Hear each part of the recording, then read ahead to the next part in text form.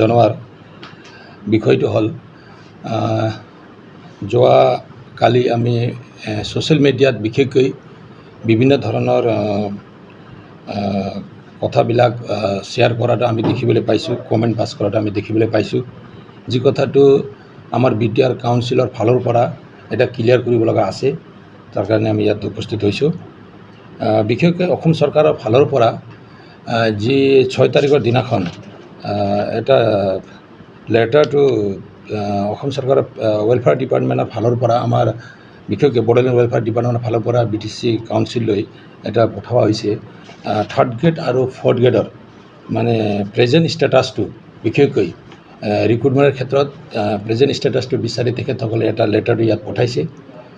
এইটো ক্ষেত্ৰত অলপ মানে যি ধৰণৰ লেটাৰটো ইয়াত আহিছে ইয়াৰ ওলোটাকৈ আমাৰ বিপক্ষে যিবিলাক বিৰোধী টিম আছে তেওঁলোকে অলপ ৰাইজক অলপ উচিত নিদি অলপ বেলেগ ধৰণৰ এটা কমেণ্টটো পাছ কৰি আছে, যিটো আমি ইয়াত ক্লিয়াৰ কৰিবলৈ ওলাইছোঁ। তো ইয়াত বিশেষকৈ সকলোৱে জানে মানে 3rd গ্ৰেড আৰু 4th গ্ৰেডটো বিশেষকৈ এইটো এপইণ্টমেণ্টটো আমাৰ BTC একৰ্ড হোৱাৰ পিছত এজ পাৰ 6 শিডিউল ৰুল আৰু BTR এইটো ছেম আছে, ইয়াত কোনো নাই। আমি 3rd গ্ৰেড আৰু 4th গ্ৰেডৰ এপইণ্টমেণ্ট অথৰিটিৰ আমি আমাৰ BTRৰ ভিতৰত যিমান 3rd গ্ৰেড আৰু 4th গ্ৰেডৰ এপইণ্টমেণ্ট দিয়া হ'ব এইটো আমিয়ে দিম। ইয়াত আৰু কোনো অসম চৰকাৰৰ ফালৰ পৰা এইটো ইয়াত একো হস্তক্ষেপ নকৰিব। মাথোন এটাই কথা মানে বৰ্তমানৰ যি ৰিক্ৰুটমেণ্টৰ ক্ষেত্ৰত এটা অল অসমত যি ধৰণৰ অসম চৰকাৰে 1 লাখ এটা চাকৰি দিম বুলি ওলাইছে, তো 1 লাখ চাকৰি দিম বুলি কোৱাত বিশেষকৈ এই 3rd গ্ৰেড আৰু 4th গ্ৰেডটোতো আমাৰ, কিন্তু আমি বিচাৰিছোঁ কি 3rd গ্ৰেড আৰু 4th গ্ৰেডটোতো আমি দিম, আমি এইটো ক্ৰিয়েশ্যন কৰিব, আমি এইটো দি দিম। কিন্তু কথাটো হ'ল 3rd গ্ৰেড আৰু 4th গ্ৰেড মাথোন চাকৰি নহয়, ইয়াত আকৌ বহুত আছে। ইয়াত আমাক ইঞ্জিনিয়াৰবিলাক লাগিব। এতিয়া আপুনি চাওক পাব্লিক হেল্থৰ পৰা আৰম্ভ কৰি আপোনাৰ মেডিকেলৰ পৰা আৰম্ভ কৰি বিভিন্ন ডিপাৰ্টমেণ্টত বহুত চাকৰিবিলাক আছে, যিটো 3rd গ্ৰেড আৰু 4th গ্ৰেডৰ উপৰিও 2nd গ্ৰেড বা এইফালেও চাকৰিবিলাক আছে। এটা আমি অসম চৰকাৰৰ পৰা লৈ আহিব লাগিব। গতিকে এই ক্ষেত্ৰত মানে যি কথাবিলাক ওলাইছে এইবিলাক সম্পূৰ্ণ ভুৱা। আমাৰ কাউন্সিলৰ ফালৰ পৰা এটাই কথাটো আমি ক্লিয়াৰ কৰিব বিচাৰিছোঁ, 3rd গ্ৰেড আৰু 4th গ্ৰেডটো BTRৰ যি পাৱাৰ এইটো কোনো পধ্যে আমি ইয়াত মানে ধ্বংস হ'বলৈ নিদিওঁ। আমিয়ে 3rd গ্ৰেড আৰু 4th গ্ৰেডৰ এপইণ্টমেণ্টৰ ব্যৱস্থাটো কৰিম। আৰু আমি যি BTC একৰ্ডত আছিল এই BTC একৰ্ডটো একেবাৰে মানে এৰি BTR একৰ্ড নহয়, তাত আমাৰ ইনক্লুজন কেইটামান বস্তুবিলাক কেইটামান পাৱাৰবিলাক আমি লোৱা হৈছে। যেনেকৈ আগত চলি আছিল তেনেকৈ আমাৰ 3rd গ্ৰেড আৰু 4th গ্ৰেডৰ এপইণ্টমেণ্ট ব্যৱস্থাটো আমি কৰি দিম বা আমি কৰিব পাৰোঁ। এই কথাটোৱে আজি আপোনালোকৰ জৰিয়তে আমি ৰাইজক ক্লিয়াৰ কৰিব বিচাৰিছোঁ। ইয়াৰ পিছতো বহুত কথাবিলাক ওলাইছে, নোলাও নাই। আপোনালোকে যেনেকৈ মানে যোৱা কেইমাহ আগত মানে 16টা ডিপাৰ্টমেণ্ট মানে ডিচিক যি পাৱাৰ দিয়াৰ কথাটো লৈ আমাৰ বিশেষকৈ বিৰোধী দলবিলাকে বিভিন্ন ধৰণৰ কথাবিলাক কৈছে। কিন্তু ইয়াত এটা কথা আছে, আমি কি বিষয়টো লৈ 16টা ডিপাৰ্টমেণ্টটো দিছোঁ আৰু 16টা ডিপাৰ্টমেণ্টৰ তেওঁলোকৰ ডিচিবিলাকক আমাক বিশেষকৈ উপায়ুক্তসকলক কি পাৱাৰটো দিয়া হৈছে, জাষ্ট মনিটৰিং আৰু ছুপাৰভাইজ কৰাৰ বাবে ডেভেলপমেণ্ট ৱাৰ্কৰ ক্ষেত্ৰত এইটোও দিয়া হৈছে, বাকী চব আমাৰ কাউন্সিলে কৰিব। আৰু BTR একৰ্ডত অলৰেডি এই কথাটো লিখা হৈছে, BTC একৰ্ডত যিটো নাছিল মানে ডিচিক অলপ মানে ইয়াতে আমাক এংগেজ কৰা হ'ব, যাৰ কাৰণে এতিয়া ৱেলফেয়াৰ ডিপাৰ্টমেণ্টতো ছেক্ৰেটাৰী দিয়া হ'ল। এইবিলাক সকলো কথাটো তাতে সামৰি যাতে ভাল এটা গুড গভৰ্নেন্সৰ যি কথাটো আহে, গুড গভৰ্নেন্স যদি আমি বিচাৰোঁ, ভাল যদি চৰকাৰ আমি বিচাৰোঁ, তেনেহ'লে অফিচিয়েলসকলক বিশেষকৈ DC হওক বা আন অফিচাৰসকলকো আমি ভালকৈ এংগেজ কৰি চলাই লৈ যাব লাগে। আৰু ফিউচাৰত যিবিলাক প্লেনিং আছে আমাৰ, এই প্লেনিংৰ ক্ষেত্ৰত DC-সকলক ইয়াত আমি এংগেজ কৰিব লাগিব। তো এইটো ক্ষেত্ৰত আপোনালোকক এটা স্পষ্টকৈ আগতে আমাৰ BTRৰ চিফ ডাঙৰীয়াই কৰিছে, নকৰা নহয়। তো আগন্তুক দিনত যাতে ৰাইজে ভুল নুবুজে। আৰু আমি ৰাইজক এইটোও কওঁ, বিশেষকৈ মানে বিৰোধী দলসকলে বহুত কথাবিলাক কয়, নকোৱা নহয়। আমাক অলপ বদনাম কৰিবৰ বাবে আমাৰ কাউন্সিলক অলপ মানে জ্ঞান কৰি তেওঁলোকে বিভিন্ন ধৰণৰ কথাটো কয়, কিন্তু এই ক্ষেত্ৰত ৰাইজে ভুল বুজিব নালাগে। আমি ৰাইজৰ লগত আছোঁ। আমাৰ 6 শিডিউলৰ যি ৰুল, 6 শিডিউলৰ যি আইন আছে, এই আইনটো উলংঘা কৰি আমি কেতিয়াও নাযাওঁ, এই আইনৰ মতে আমি চলি যাম। এইটো মূল কথা। আমাৰ দলৰ হৈ আমাৰ ৰাজু নাৰ্জাৰী ডাঙৰ ইয়াত আছে, তেখেতে অলপ দুই এষাৰ কথাটো ক'ব। दिनैहाय जोङो जोंनि BTRनि CM सार बिथांनि पलिटिकेल सेक्रेटारि आरो लोगोसे MCLA माधव सेत्री बिथां आरो आं माखासे जोंनि हेंथा हान्जानि नंखाय फोसावनायनि सायाव फंनैसो बुंनो लादों।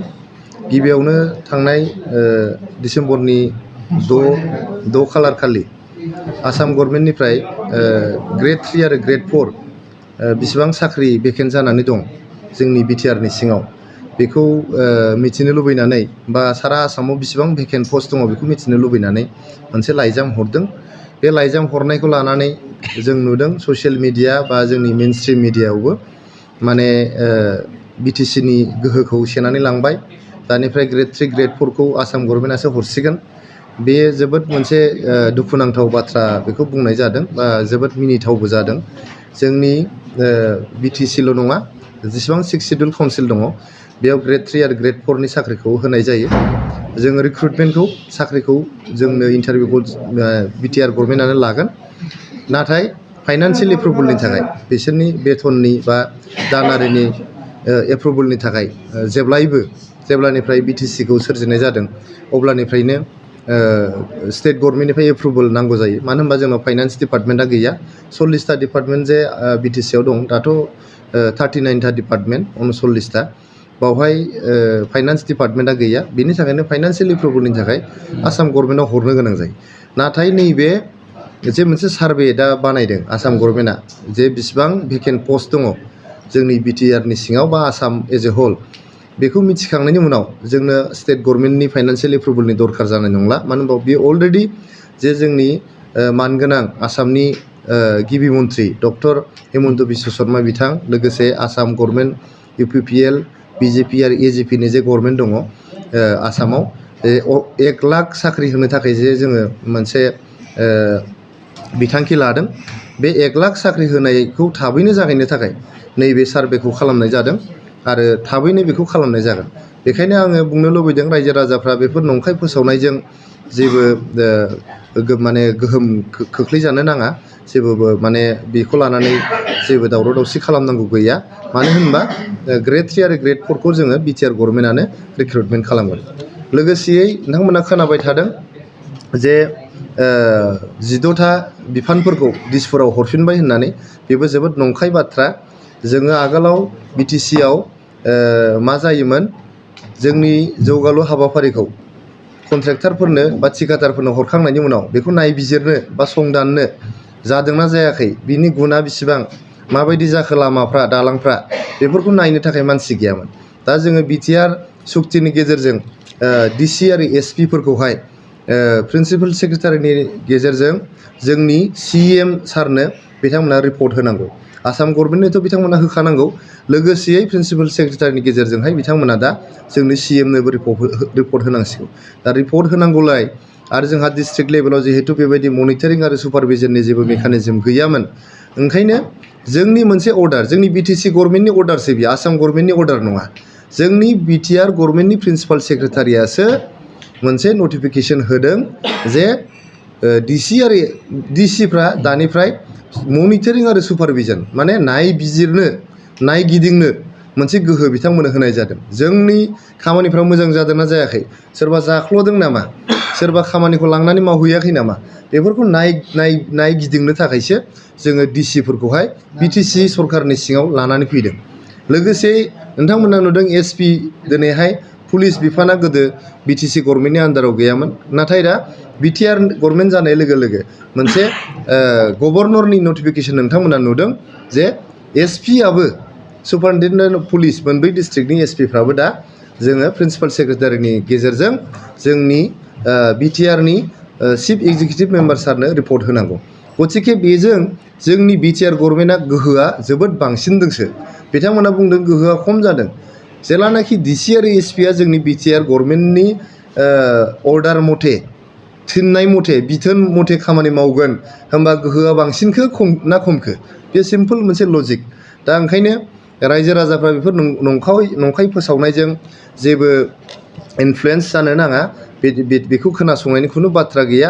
बिथांमोना फ्रास्ट्रेसन जादों गोबां बोसोर 17 बोसोर गोहोआव थानानै दा नैबे बोसोरसे गोहोआव गैयैयावनो बिथांमोना जोबोद दुरबल जादों। जोबोद मोनसे रोनावनाय बायदि मोनसे थासारि जादों। बिथांमोना एसे गोसो हमथानाया मोजां। दाखालिसो फार्स्ट टाइम बोसोरसे जानायसो फार्स्ट टाइम दाखालिसो बिथांमोना एसेम्बलि गाफैफेरदों। मोनसे मोजां अपोजिसननि रल बिथांमोना लानांगौ आं खावलायदों। बिथांमोना जोंनि बे गुड गभर्नेन्सनि मोनसे बिथांखि जों लादों बेयाव हेफाजाब होनांगौ आरो जोंनि सरकाराव जोंनि UPPL BJP आरो GSPनि सरकाराव माबाफोर गोरोन्थि जायोबा मोनसे दायित्वशील अपोजिशननि बिथांमोना बिफाव लानानै बेखौ जोंनो आसि खिन्थानानै होनांगौ आरो जुदि जोंना माबाफोर गोरोन्थि जालाङोबा जों बेखौ कारेक्सन खालामगोन बा सोरबा दायनिगिरि दङबा जों बेखौ साजा होगोन। बेखायनो बे ससियेल मिडियायाव आरो मिडियायावल' बुंलाबाय थायाब्लानो बिथांमोना एसेम्ब्लियाव बाहागो लानांगौ आरो जोंनि आगोलनि BTCनि चिफ बिथां हाग्रामा महिलारि सार बिथांखौबो आं खावलायदों बिथाङा एसेम्ब्लियाव खनसेबो फैफेराखै खनसे गभर्नमेन्ट दानो मोनहां माबाहां होननानै फोसावनायावल' खनसे फैफेरदों फ्ल'र टेस्टआवल' बिनि उनाव फैफेराखै बिथांखौबो खावलायदों as a leader of opposition बिथाङा हाउसआव थानांगौ जोंनि पलिसिफ्राव जोंनि आयेन कानुन बानायनायाव बिथाङा बाहागो लानांगौ माबाफोर जुदि सोसननांगौ दंबा दानख'नांगौ दंबा बिथाङा बुंनांगौ बेखौ बुङाबालायनो खालि मिडियायावल' बुंबाय थायोब्ला सासे बियो पाब्लिक रिप्रेजेन्टेटिभनि बिफाव लानाय जाया बिनि थाखायनो बिथांमोनखौ जोंनि हाग्रामा महिलारि सारजों लोगोसे जोंनि BPF हान्जाखौ जोंनि बे BTR गभर्नमेन्टनाव जे दा मोनसे गुड गभर्नेन्सनि मोनसे माबा जादों प्रसेस स्टार्ट जादों बेयाव जेब्लायबो बाहागो लानो थाखाय आं बिथांमोनखौ खावलायदों मोनसे कनस्ट्राक्टिभ आरो इफेक्टिभ अपोजिशननि रल लानो थाखाय खावलायदों बिथांमोनखौ आरो बिदि रिउमार जुदि खालामबाय थायोबा रायजोफ्रा बिथांमोनजों थानाय नङा नंखाय बाथ्राया बारा गोबाव थाया नोंथांमोना नुगोन मास मोनसे मोननै उनाव जेलानाखि जोङो रिक्रुटमेन्ट खालामगोन ग्रेड 3नि ग्रेड 4नि जे पस्टखौ जोङो BTR गभर्नमेन्टआ रिक्रुट खालामगोन होमब्ला बिथांमोननि गन्थङा बहा थागोन जोबोद लासिं सिं जागोन नङा होमबा बेनि थाखायनो बिथांमोनखौ खावलायदो आङो नंखाय बाथ्रा बुंनायनिफ्राय जाहाथे जानगाराव थायो आरो रायजोफोरखौ मोनसे माने रं डाइरेक्सनजों जाहाथे लाङा बेखौनो खावलायनानै जेराव जों UPPLआ बाहागो दं जोंहा 7 जन MLA दंफायो सासे मिनिस्टार दं आरो सासे मिनिस्टार मोननो थांबावगासिनो दं आरो सेन्ट्रेल सिलेक्सन बर्डआ नों दानायनि प्रसेसआवनो दं दा दाखांनानै रिक्रुटमेन्टनि प्रसेसखौनो जागायसिगोन गथिखे बेखौ खुनु बेबायदि माने गोदानै सिन्था खालामनायनि बाथ्रा गैया दा ग्रेड 3 एन्ड ग्रेड 4नि रिक्रुटमेन्टआ जोंनि BTR गभर्नमेन्टनि आवथायावनो दङ थागोन अरायबो थागोन बियो।